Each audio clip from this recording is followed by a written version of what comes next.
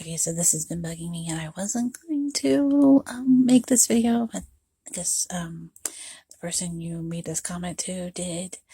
But as a person with a disability, I had to weigh in. It's been bugging me. And I don't know if she deleted your comment or if you were too much of a coward to apologize and deleted your comment instead. But so I am doing it this way. This is just a horrible way of thinking, and it's really sad that you feel this way.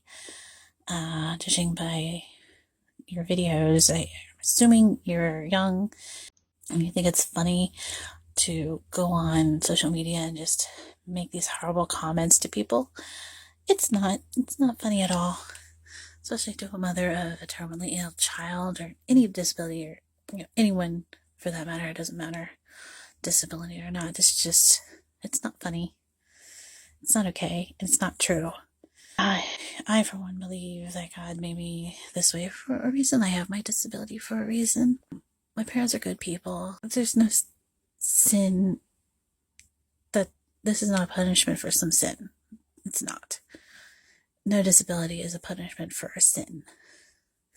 And you should be ashamed of yourself for saying that. If you call yourself a Christian, then you need to stop talking like this, because that's not a very Christian thing to say. Okay, so I've never done one of these before, but I just had to comment that my 6-year-old nephew is more compassionate than you are. He has a teacher who has a peanut allergy, and like once or twice a week she monitors the lunchroom, and on those days he does not pack a peanut butter and jelly sandwich because he's worried that she will have an attack. It's just saddens me that my 6-year-old nephew is more compassionate than other people in the world. I don't know why we all can't be more like him. As a person with a disability, we deserve those accommodations. People with allergies deserve those accommodations. Yeah. So it just saddens me that he's more compassionate than you are at 6 years old. So I just had to do this video. But I tell my child they have a learning disability. Yes, you should. This whole video, there's everything you're saying is just completely backward and wrong. They need that label to get accommodations to help them through life, in school, and in their job. It's not a bad thing. I have a learning disability. I needed accommodations and things like that. If my parents hadn't acknowledged the fact that I had a learning disability and I didn't get those accommodations, I would have had even a harder time in school than I already did. Just having learning disability on its own. I think you're trying to make yourself feel better about the fact that your kid has a disability, and that's sad. There's just nothing wrong with that. And it makes me sad that you feel ashamed about that. Tell your kid, get them the accommodations they need. Having that label is a good thing. They need it. And don't keep them in the dark about it. That'll just make things 10 times harder for them. Listen to the people in the comment section telling you how very wrong you are, because they are either living through their parents doing that or the complete opposite, so they know that you're wrong. So yeah, I'm going to try to not be sad for the rest of the day after watching this video. I'm going to make a funny video about the headband I have on my head. But yeah, tell them they need that label to get accommodations that they need. Tell them. Yeah, I just got the dirtiest look from my cat. Hi. I'm sorry, I woke you up. My bad. Anyway, I just want to get on here and say, if you're an able-bodied shop owner of some sort, whatever it may be, and you are wanting to make it accessible, one of the things you could do that's a little less obvious than some of the other things that people have probably mentioned on other posts about this is to not block the sidewalk with a sale sign. I stopped off at the post office to mail something, and then I was going to go around the corner and get some lunch. And the shop next door to the post office had a sale sign sitting out right directly in the middle of the sidewalk. There was just enough room for my power chair to get by. But yeah, that's something that can be done. And also, no steps. If there is even just one step, it's not accessible. I hear so many people say that they'll call a place and ask, and the place will say, yeah, we're accessible, we just have one step. That's not accessible. But yeah, don't put a sign out in the middle of the sidewalk. It's rude. Just, yeah. So this isn't super confusing at all. I have CareSource, which is Medicaid, and I get transportation through them to my appointments. And right now they have a company called Provider Ride that they use to schedule the rides and whatnot. And then they give them out to different transportation companies. And right now it's been like the same two transportation companies, two or three. Yeah, like three. The past few times I've used them. And it's been this really confusing thing where Provider Ride gives me a time frame of like say my appointment today is at 11 and it's only a half an hour away, but Provider Ride is like, your ride will be there at 9:30. And I'm like, that's not right. That's not what they told me. Because the actual company that's taking me also called and gave me an estimated pickup time of 10:15. So when I got the automated call this morning from Provider Ride that it's 9:30, I'm like, that's not true. I called the actual transportation company and they were like, no, it's 10:15. You're good. So I'm going to go make sure I have everything together and chill for a little bit before I have to go. I am so tired this morning. It's just one of those mornings where it doesn't matter how much sleep you got, you're just exhausted. Ugh. So I'm going to go do that and not be super confused about my pickup time. So I wanted to talk about my appointment that I had the other day. It was at the hospital, and it was at one end of the hospital. And afterwards, I had to go to the other end of the hospital because 2 weeks before I had an appointment there, and I dropped my iPod outside. So after my appointment, I had to empty my drainage bag. So I'm in the main part of the hospital, and I go into the restroom, and I'm in my power chair. So I go to the handicap stall. There's one regular stall and one handicap stall. And the handicap stall is the furthest away from the door into the restroom, which was automatic. I don't see a lot of automatic bathroom doors, so that was a plus. But first thing I noticed, I'm not gonna be able to pull in like forward into the stall because I wouldn't be able to lock the door. So I had to back in, and I back in, and I barely get the door closed. There's barely enough room for me to reach to do that. I realize that I cannot turn my chair towards the toilet. So thankfully I have an overnight drainage bag is what I use. So it has a long tube on it and I can just stretch it over towards that way. And thankfully the lever to flush the toilet was on my side. So I didn't have to like reach to do that. But then I go out and a had come in right after me. So she was in the regular stall. We came out at about the same time. And, both paper towel dispensers are on my side. So the door is completely out, almost touching the sink, the counter where the sink is. And then there's a dispenser right over the sink. And then right around this little corner is another dispenser. So she has to wait for me to finish drying my hands. I grab a paper towel for me and then I back up and let her reach to get a paper towel for her. It's just such not good design. I feel like they don't take into account actual people in wheelchairs. It should be a requirement that a person in a wheelchair is on the committee for designing those bathrooms. I had another doctor out a couple of years ago at a different hospital, and there was a bathroom out in the hallway, which was better than the bathroom inside where the exam rooms were. That wasn't even a little bit accessible.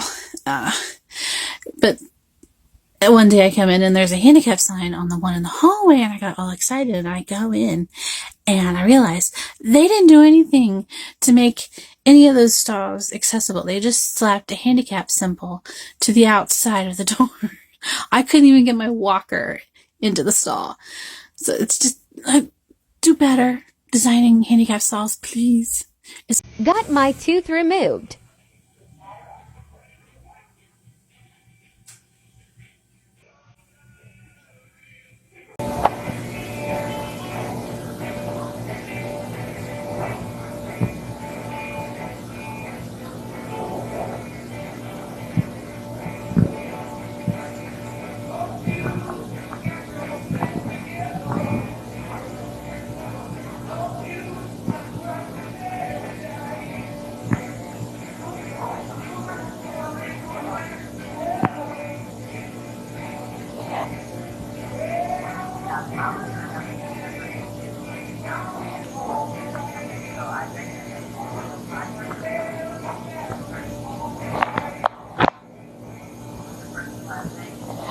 Medicaid transportation be like, your appointment's at 2:30? Okay, we'll pick you up between 12 and 12:30 since your appointment place is an hour away. We can be as late as we want, but you must be out there 5 minutes within the time that we get there, or you're counted as a no-show. And then we'll drop you off your appointment, and even though you're early for a set appointment and you get out early, we won't pick you up until after your original appointment time, if we show up at all, even though you told us you'd only be a half an hour in the appointment, and that was true. Also, we will occasionally call you the night before or the morning of your appointment and cancel, even though doctors usually require 24-hour notice for cancellations and will cut you off as a patient if you don't comply to this 3 times in a row. I was thinking of a movie that I watched as a kid. It's called Miracle in Lane 2. It's starring Frankie Muniz as Justin Yoder, an actual real life person who has spina bifida. I could not find very much information about him. He's 36, so only a couple years younger than me. I couldn't find out his specific type of spina bifida, so I don't know. He's a wheelchair user, obviously, as you could see. Well, I guess you can. Maybe. Not really. You can't tell. He's in a wheelchair. uh, it's a really good movie.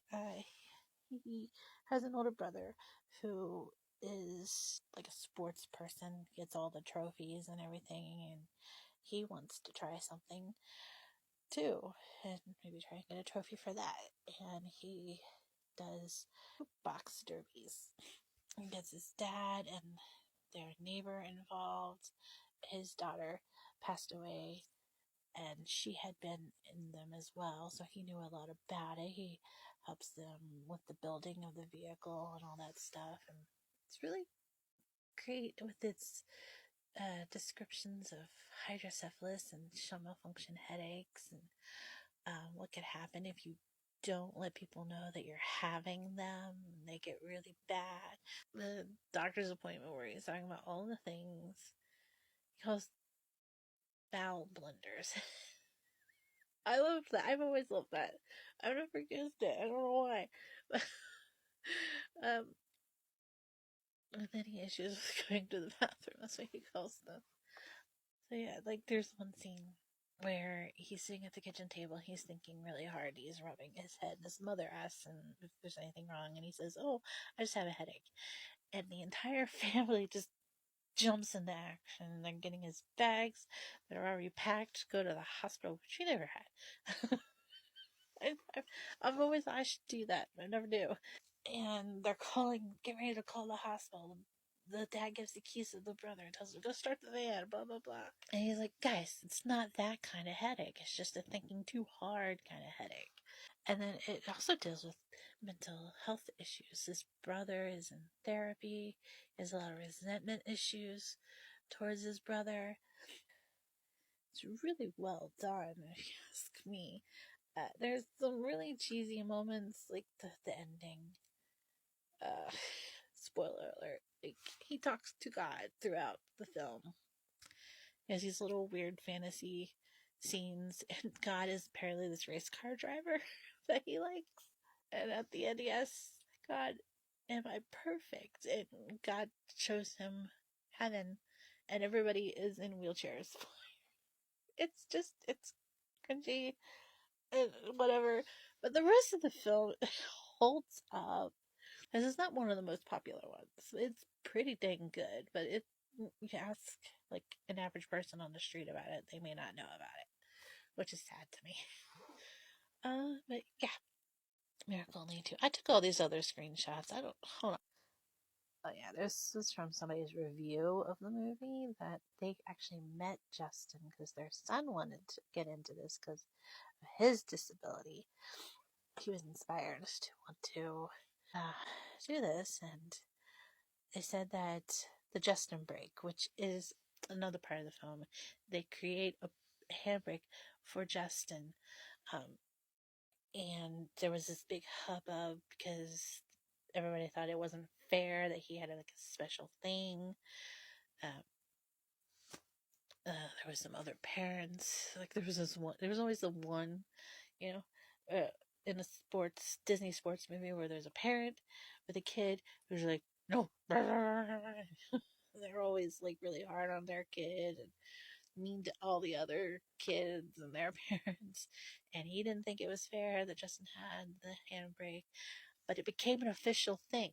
It's an official thing that they still do to this day. I guess it says last I heard it remains the only non-standard component permitted. I don't know what that stands for. The Yoder family are Mennonite. So that's why there's like heavy religious tones in the movie. They're done kind of corny, but I don't know if they were trying to do it from a kid's point of view, which makes sense, I guess. But that ending, oh, his first child with a disability to drive in a soapbox at All American Soapbox Derby in 1996 challenged regulations to allow children with disabilities to use a handbrake instead of the required foot brake. So yeah, if you're looking for a movie to watch, Miracle on Lane 2. So yeah, it is on Disney Plus. Just a PSA, this is not a parking spot. That is literally the front and center of the pickup and drop off area. They've been parked out there for at least 45 minutes with the blinker on. Oh, see. Really? Yeah. I hate when people do this. Please don't do this. It's annoying and it makes it difficult for me to see if my vehicle is pulled up yet.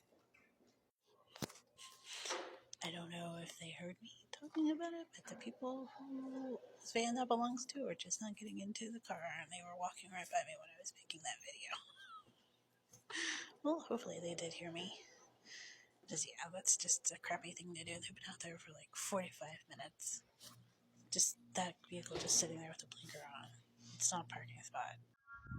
Okay, so I've been going through all of my TikToks seeing which ones have removed sounds, which most of them are fine because they're just like filter videos, and so it doesn't matter what sound it is. But then there's this one, and apparently the sound of the screeching ramp on the transportation vehicle is copyrighted. Because that's all that video was, is me throughout the day getting on and off the vehicle. That's all that was. I didn't have any other sounds in the video. I don't understand why this one was copyrighted. Please explain. Here's your guide on things you should not do to a wheelchair user. And one of them was stepping over a wheelchair user. And that reminds me, I don't know if I've told this story on this app, but I'm going to tell it again. Anyway, so ridiculous. I'm at the zoo. I'm a kid. I'm in a manual wheelchair at the time. I had one all throughout my childhood. And we're at the zoo. And we're in this area where the walkway is humongous. Like, it's like a big area. And we're on one side, close to like the edge where like the flowers or exhibits would be. And there's all this other space with, and then the other edge And it's a hill, by the way. So whoever's pushing me is struggling to do so. And these two guys that were walking behind us, they come up beside us, not on the plethora of space side, but the other side. And then they decide that they need to get to that side. Do they wait for us to pass? No. They come around in front, and one of them, at least, I can't remember if the other one does it, one of them at least steps over my legs to get onto the other side of us. It is the most ridiculous thing I can think of. I don't know what possessed him to do so. Why? Oh fuck, so I went and I pulled into a handicap spot. Literally, I know. I know she was having a really bad day. That was a really bad day. I'm guessing I didn't watch the whole video, but I think what happened was one ended up using the card. A bunch of charges were on it. I don't know. It doesn't excuse parking in a handicap spot. I do appreciate the fact that her daughter was sick. She didn't want to take her in. She could have gone around to the drive-through again. Could have called the store. Could have called the bank to put a hold on her card. So many other things besides taking up one of the few handicap spots that were available. And people in the comments were saying, well, she acknowledged it. Barely. But she didn't apologize for it. She didn't. She'd definitely do it again if given the chance. I guarantee that. Just because she acknowledged it does not mean she wouldn't do it again. Just stop taking them. There's not very many to begin with, and the whole only be a minute thing is a load of crap. Because in that minute, a handicapped person could pull in to the driveways or parking lot and see that there's no spots available, have to park somewhere else, and make things much harder for them because of the choice that you made. So stop it. So I just watched a video of a sweet little girl going to the dentist, and this is their prize station that they have at her dentist office. I really wish all dentists would do something similar to this rather than balloons. I've been in the waiting room watching several kids walk out with a balloon.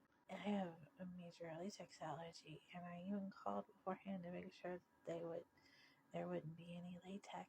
And they assured me that, and they don't use latex on me. But here's the thing: if the particles get in the air and I breathe them in, I still have a reaction to that. I don't know how I haven't. The 2 times I've been there so far. I really don't like their accessible entrance situation. I don't know if I'll go back to this particular place. It's like where the exam rooms are. It's a very small area, and there's no way to make part of it latex free or anything. I'm so surprised I haven't had a reaction at either visit. I really wish they would do something like this. That would be so cool. And my health would not be at risk.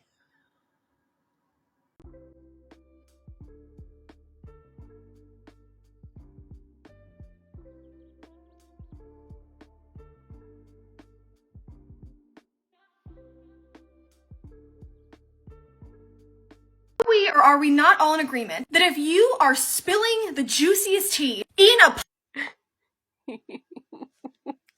I was at the ER a few weeks back, and I'm waiting in the waiting area for quite a long time than I have in a while. And this woman comes out, and I can't remember if she was I don't know if she was leaving the ER, waiting for a ride. No, she wasn't. She's sitting there, and she's on the phone having a very loud conversation. And she's telling her friend on the phone how her symptoms, and I'm pretty sure they asked her if she had some sort of substances. She got extremely offended. It was like, no, blah, blah, blah, blah, blah. And then they carried on with their conversation like they hadn't just asked her that. And then a few sentences later, I think they asked her again because she's like, no, I'm telling you, I did not. And then it happens again a few more sentences into the conversation. She starts throwing people under the bus. She goes, no, I did not. Do you remember when blah, blah, blah, and blah, blah, blah did the blah, blah, blah, blah, blah? It was interesting. It was funny because right before her conversation started, the waiting room was like bustling. Everybody was like chit chatting amongst themselves, but they quieted down after she started talking. Then at some point, this man, I don't think was associated with her at all, sat down next to her and starts having his own telephone conversation. It was so funny.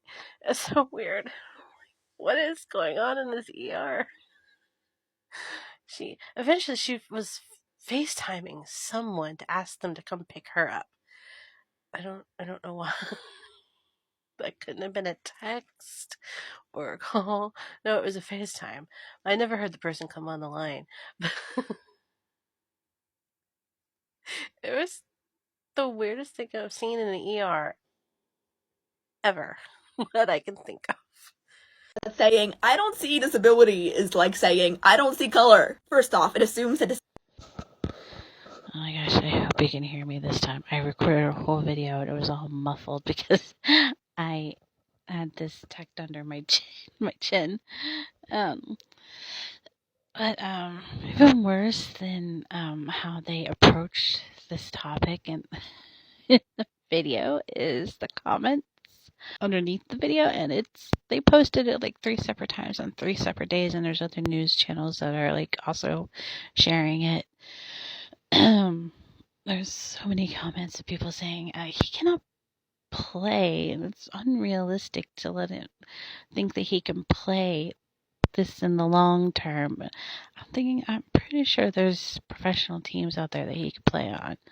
There's no reason why he can play on this team. And then there was another comment saying, what if a non-disabled kid lost out on playing on the team because of this kid? What's that going to do to their self-esteem? I'm like, well, if they lost out to him, that was because he was better, and there's nothing. Your argument is weird. It doesn't matter just because he has a disability. I was like, is everybody not seeing the same video I'm watching? Because he clearly can play very well. I don't understand these people's arguments. It's gross.